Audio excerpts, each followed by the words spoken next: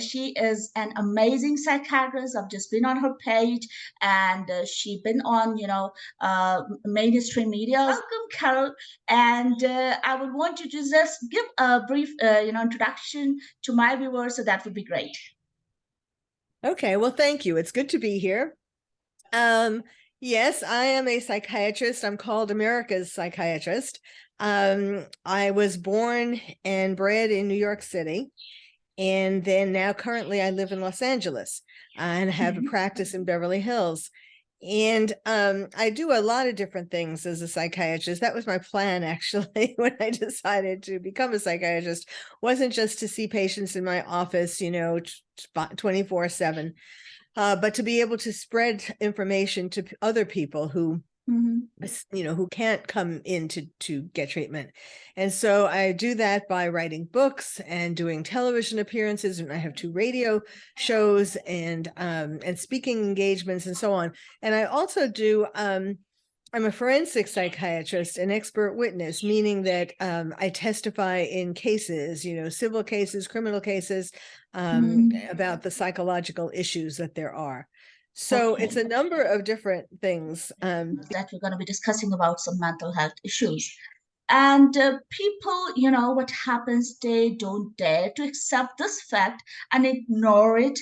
And, they just do not bring it up that they're really, having some problems and some issues, where you would say that, schizophrenia and major depressive disorder, bipolar disorder, some post-traumatic disorder. So if, you would be noticing a lot more different people, different patients that be coming to you.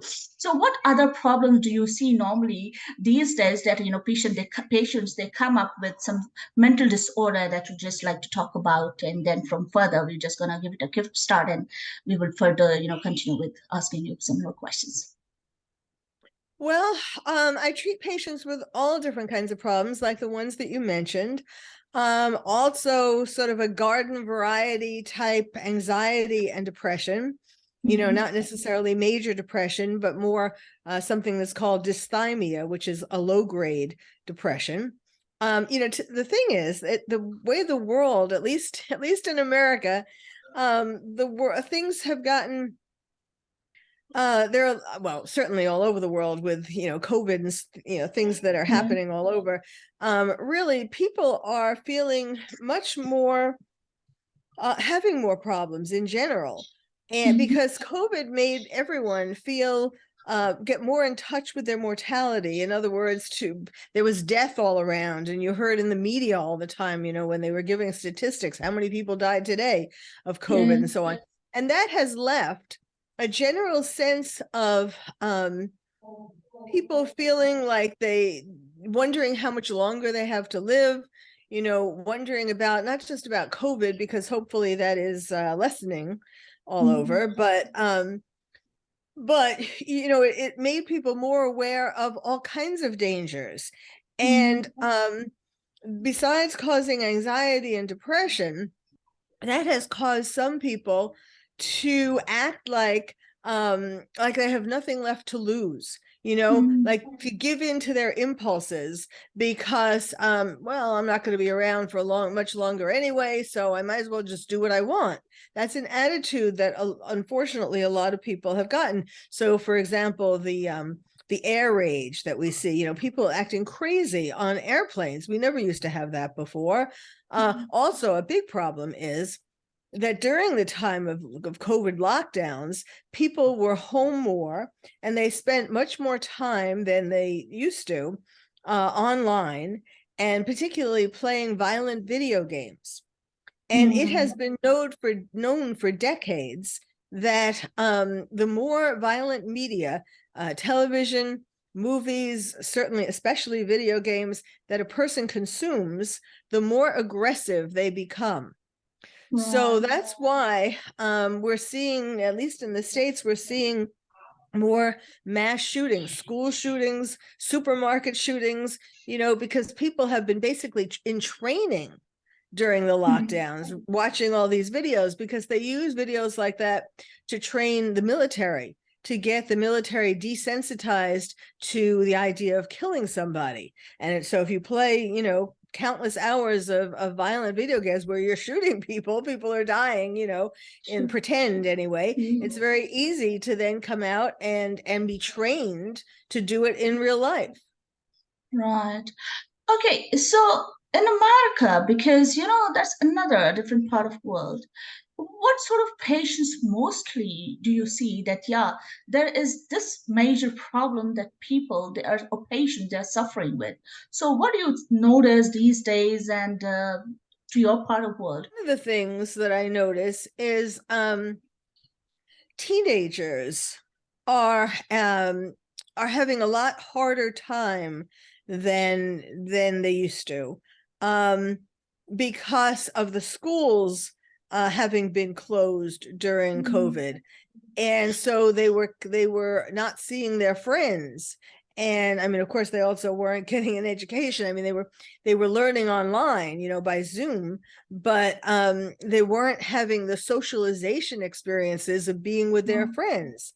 And so a lot of teenagers have gotten very depressed. Plus, they don't, you know, when you're growing up, even in high school, well, all the years of school, including of course being a teenager, you're you know, people always ask you, what do you want to be when you grow up?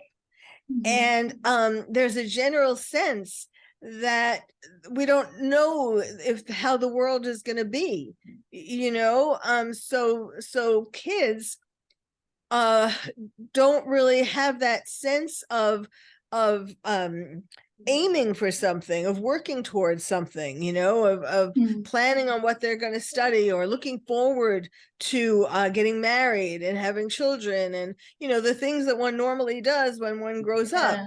Mm, So it's kind of like it's a blank, you know. It's, well, how is the world going to be when I grow up? sure. So they're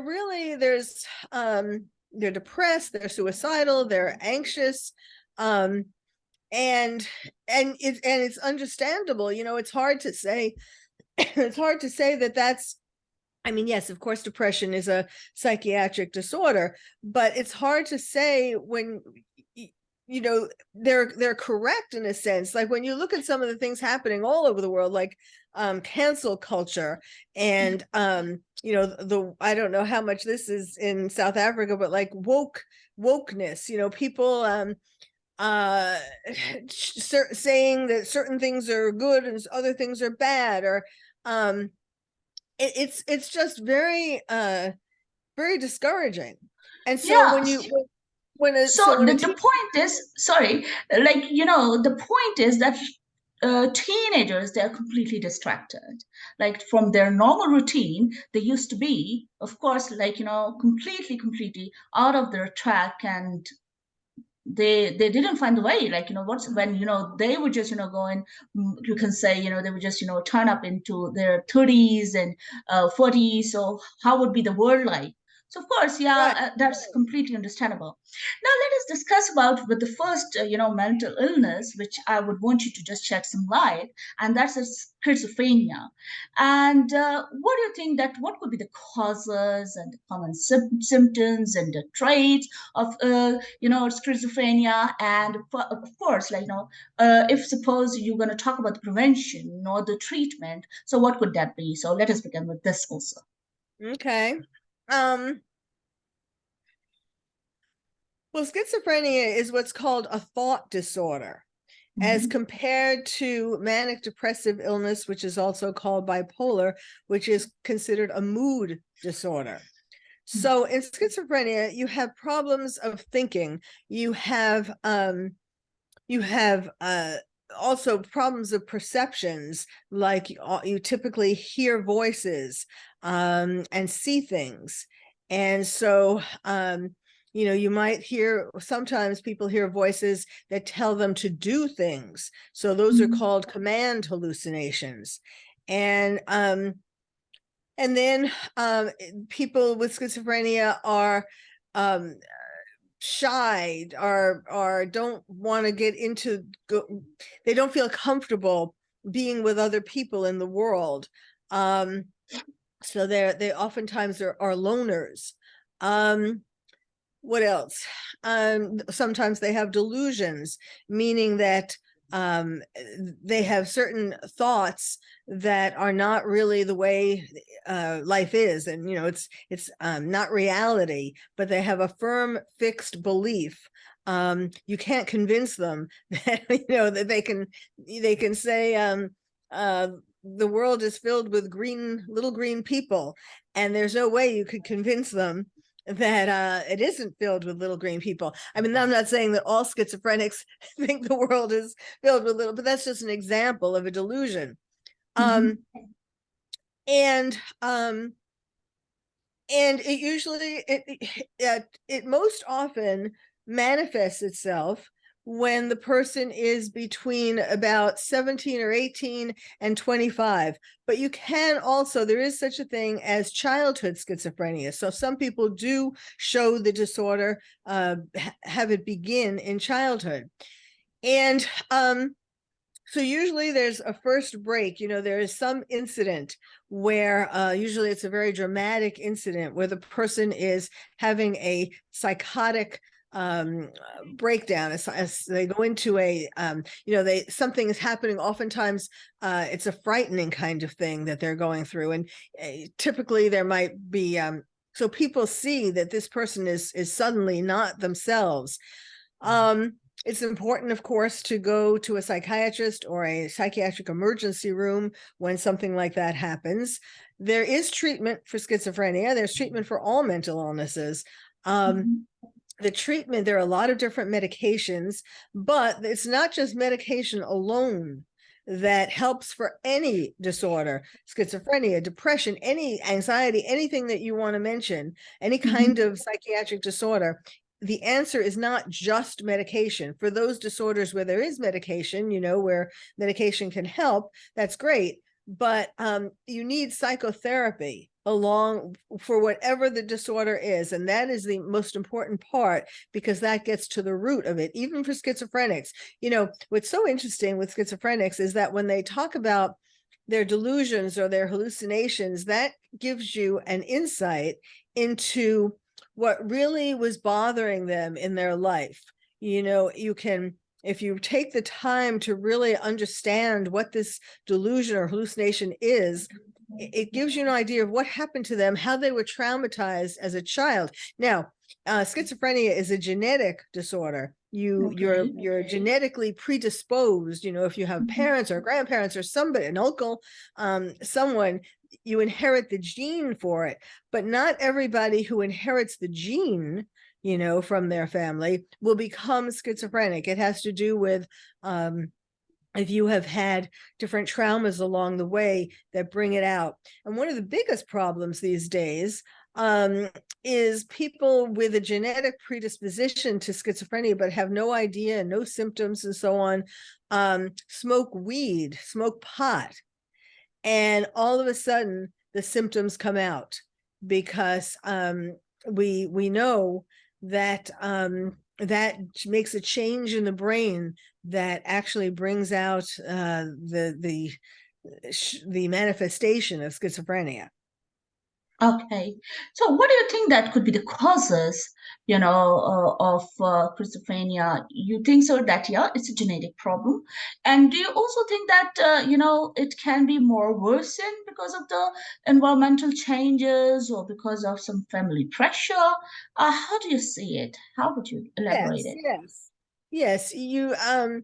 If someone is born with a genetic predisposition to schizophrenia, but they have a perfect life, nobody has a perfect life, but if they don't have any major traumas or difficulties, it's unlikely that they'll start to show symptoms. So it's not like like a sentence, I was going to say like a death sentence. It's not, you don't die from schizophrenia, but it's not a sentence to have this disorder necessarily. It's just that obviously people who do have that background, have family members with schizophrenia, should try very hard to first of all, to get therapy, even if they don't have any symptoms of schizophrenia, and to try to have a sort of simplified life. Do you think that the bipolar disease and that bipolar disorder disease and this is schizophrenia, they're the same, or there is some, you see that, difference in both of the disease, if you would like to elaborate on that? Sure. No, it's two different disorders. Schizophrenia, it was originally called manic depressive illness. Then they changed it to bipolar, but I still like manic depressive illness better because it explains what it is.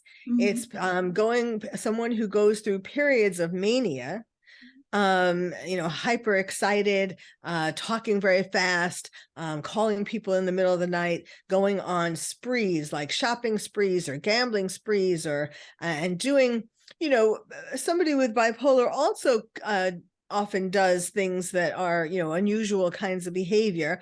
But again, as I was saying earlier, it's a mood disorder, where schizophrenia is a thought disorder. So in bipolar, it's all about the moods. You go from periods where you're super excited, as I was starting to say, and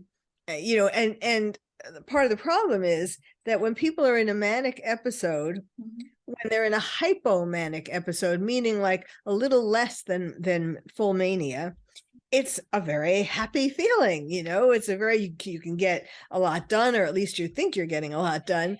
And so it's very hard to get someone when they're like that to agree to go to see a psychiatrist or go to a psychiatric hospital or take medication or get therapy, because they think, I'm king of the world. An example of a person who is in a hypomanic phase right now is Kanye West. I don't know how much you've been hearing about that, but he's, been going around saying all kinds of things, and crazy kinds of things. And he has made, this is the thing. There's hypomania, where you're a little high, and then you typically go into a more excited kind of stage of mania, where you're not really making sense. Schizophrenia, you really don't make sense. You have word salad, it's called. In bipolar, it's not word salad. It's looseness. It's flight of ideas. So you're talking really fast, and you're jumping from one topic to the other. You can, other people can still follow it if they pay close attention. You're not talking about, totally, your sentences make sense, but they're not really related. They're not, they're flight of ideas. They're kind of like tangents, going off on a tangent. Right. So, and so Kanye West, for example, has gone, the problem is that, yes, you can feel happy for a while, but then you do things that really are very self-destructive. So like, using Kanye as an example, he did things, said outrageous things and so on, and he got people really angry at him, people who were giving him contracts worth millions of dollars. Hundreds of all kind, a lot of money, and he messed up his relationship with them because people didn't want to be associated with him when he was saying really outrageous kinds of things, bigoted kinds of things, and so he lost lots of money, billions actually altogether. He's so that's what people, when they're in a manic phase, this can happen. So it's a very serious, situation. Also, the depressive stages, that people are, get very depressed, and they can be suicidal with major depression, or with the depression of bipolar. You can be so depressed that you feel like killing yourself, and so that's very dangerous also. So do you think that it has some stages, or it's gonna go worse, or it is just like, from the beginning, it's just sort of a very worsening kind of situation or condition where patients they can have, or you think so? No, no, with time and age, it getting worse and worse. So what is Well, the it rate? it depends on whether they get treatment or not. Mhm. See, it's easier really to live with bipolar illness than it is with schizophrenia. But both of them are like diabetes, in the sense that they are chronic disorders, but they both can be managed. Okay. With the right medicine and the right psychotherapy, they both can be managed.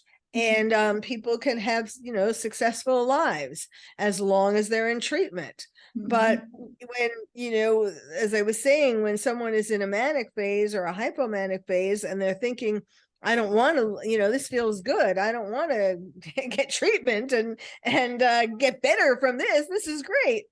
So that's what makes it very difficult. Okay, good, good, good. You just, I think that elaborated it so well, and I hope that, it would be very amazing, insightful for my viewers to understand. So let us discuss about, like, some sort of post-traumatic disorder, PTSD. And do you think that, this disease can be prevented? And what do you think that sort of changes in physical and emotional reactions can be?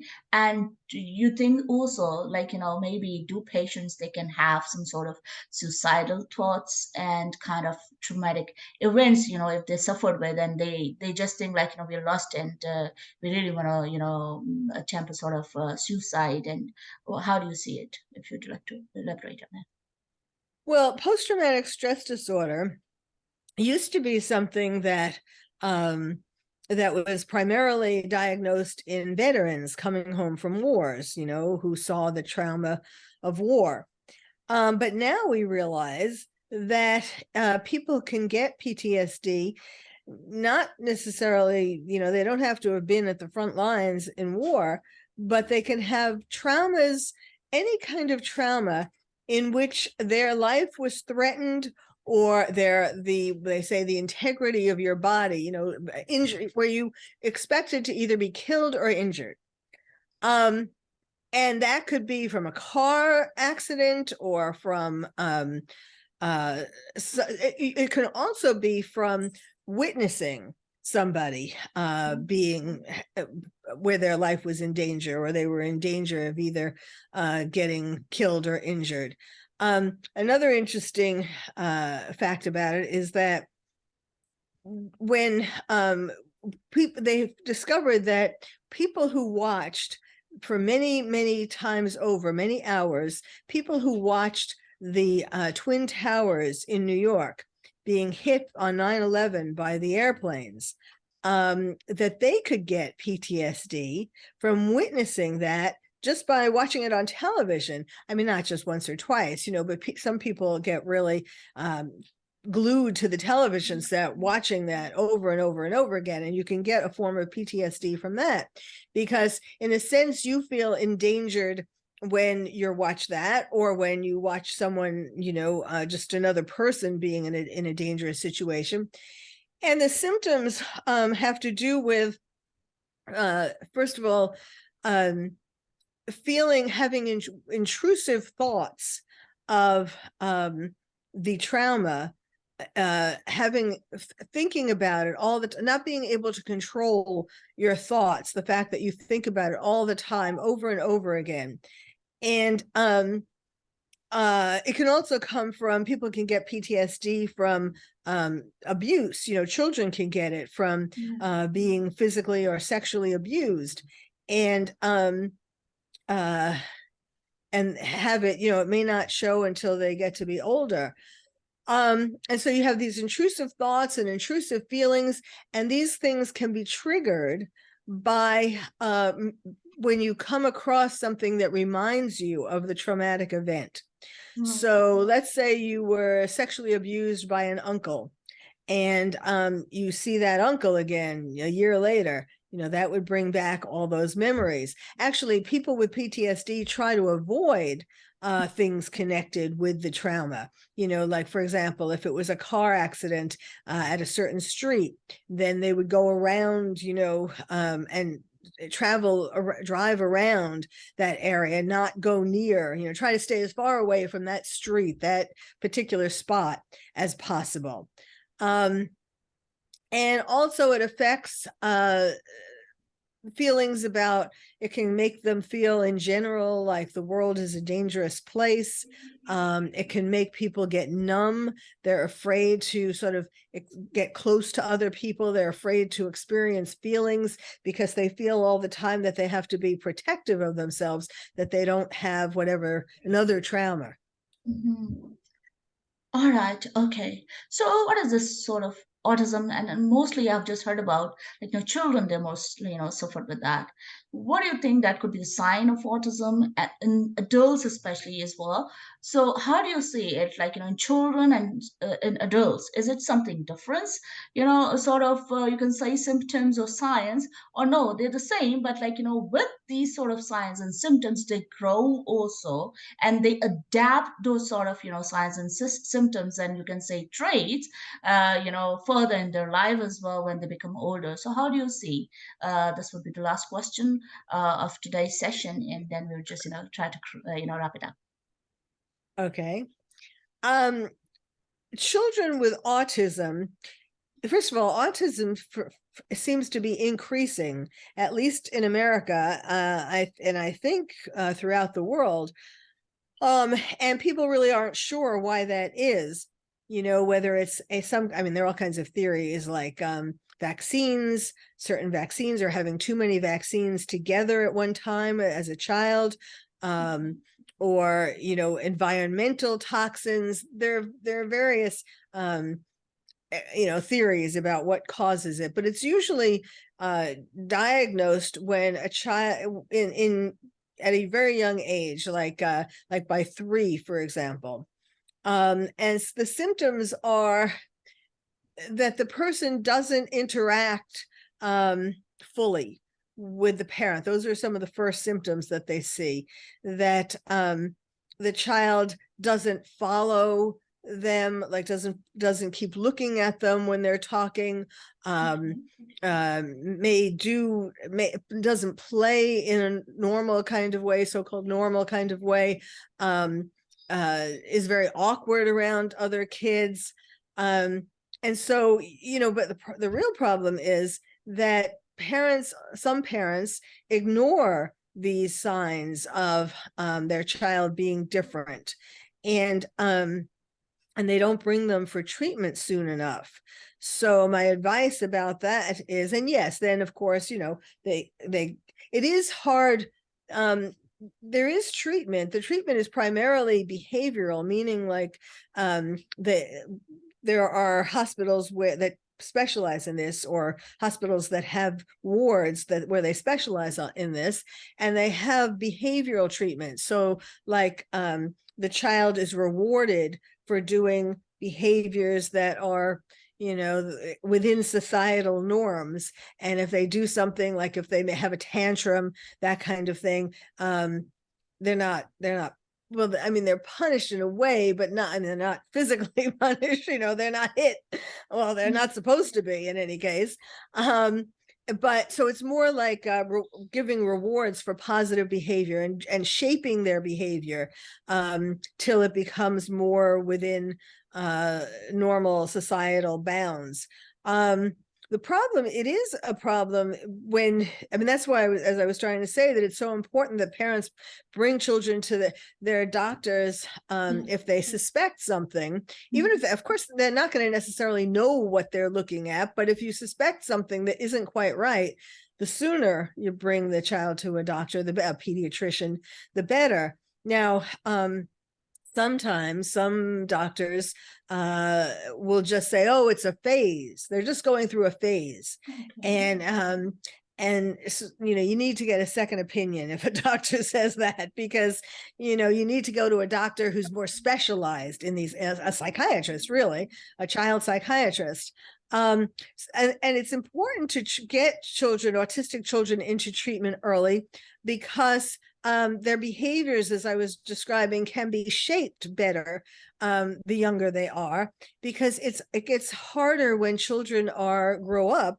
I mean, I was involved in a case as an expert witness in a case in Michigan, where a little girl was autistic, and her mother did recognize there was a problem very early on. She was 2 or 3, and she had gotten a bunch of vaccines, and that's when it was after that she noticed that her daughter was having these odd behaviors and so on. And she got help for her right away. She took her to all kinds of specialists and were, getting lots of help. And of course, unfortunately, and I'm sure that did help.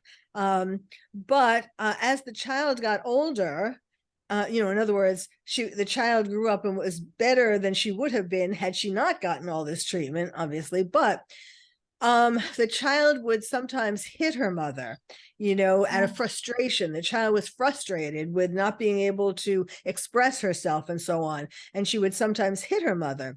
Uh-oh. And as the child got older, this was one thing when the child was just 3 or 4 or 5, the mother could control her. But when the child got to be 13 and she was bigger than the mother, that became a real problem, because she would punch her in the head and the mother would, become unconscious. And she sometimes punched her when the mother was driving. She was in the car and she'd punch her mother while the mother was driving.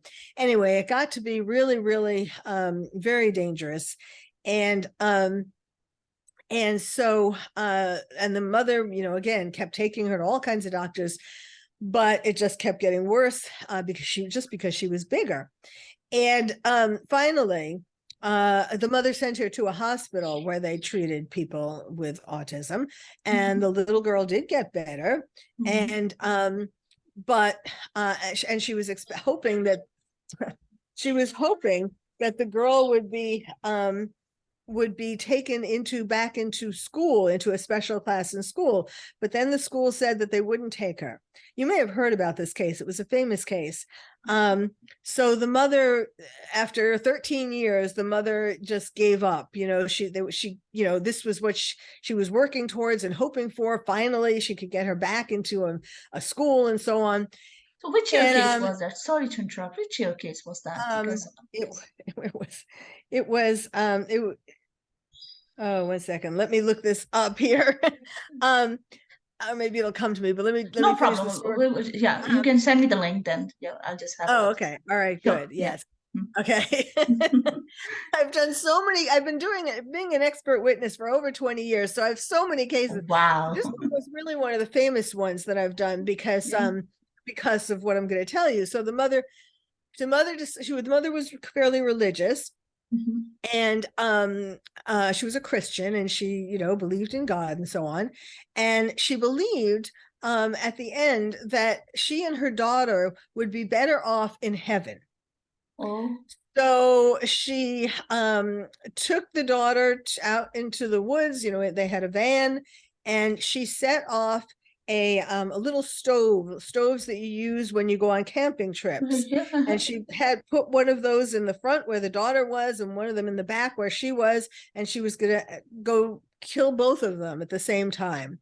Oh. And fortunately, one of her friends who she had been texting with realized that there was something wrong and sent her husband out to look for her, and they found them before either of them died. And so the mother, the way I got involved with it is that the mother was charged with murder, with attempted murder, I should say. And so I got involved because they hired me to be her expert witness. And I went to Michigan, and I spent 2 days examining the mother and having her tell me the whole long story. And the mother had PTSD. I talked about how the mother was living in a war zone in her house because the girl kept, abusing her. Well, herself, she was another patient. Right. Yes. So I described it as she had PTSD, and when the mother, decided on this ultimate solution, she had nowhere else to turn. That was part of her PTSD. That was part of her seeing the world in a certain way, and she, of course, she was also depressed, and so I explained her whole psychological condition, and to say that she should be not guilty by reason of insanity. The problem was, and this program, we got on Dr. Phil. Do you know the Dr. Phil show? Dr. Phil came out and interviewed her as well after the whole thing was over, and because it was such an interesting case. Yeah. And the problem was that they didn't really have enough money, the family, the mother and her husband, who was a principal of a school, of a high school, but they didn't have enough money to pay these lawyers to continue fighting the case. And so the lawyers, this is really the saddest part of all, because the girl is okay, the 13, or now, this was I don't know, about 4 or 5 years ago, this case. And the mother, so the girl was okay. The autistic girl was okay. But because the family didn't have enough money to pay the lawyers to keep fighting the case, the lawyers convinced the mother, who was feeling so guilty anyway, so it was easy to convince her, to do a plea bargain, to not go to trial. And just, to admit that she did it, and to accept she wound up getting 10 years in prison. And it was very frustrating for me and the judge, actually, at the end. So I went to Michigan again, of course, to testify, and the judge said that to testify at a hearing, but not at a trial. It was just the judge giving a sentencing. And the judge said in court that if they had taken it to trial, that the lawyers should have taken it to trial, because with my testimony, certainly there would have been at least one person on the jury who would have voted to not, convict her, to not find her guilty. So anyhow, so she took her 10 years, or she's taking her 10 years.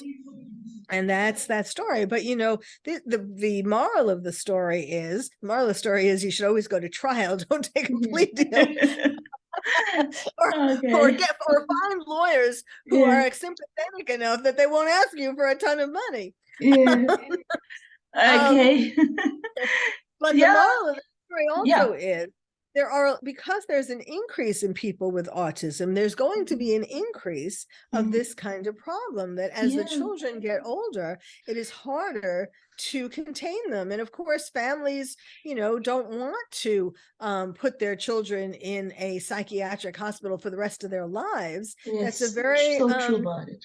It's a very sad decision to make. Yes. Quite sad story, I must say. Thanks a lot. I would just, by saying this, that Carole, was an amazing session, holding with you today. And definitely, I'm going to get back to you to discuss about, more sessions. And I think that I'm looking forward and invite you again on my channel. And I would say thanks a lot for taking out time today. Very welcome. It was my pleasure.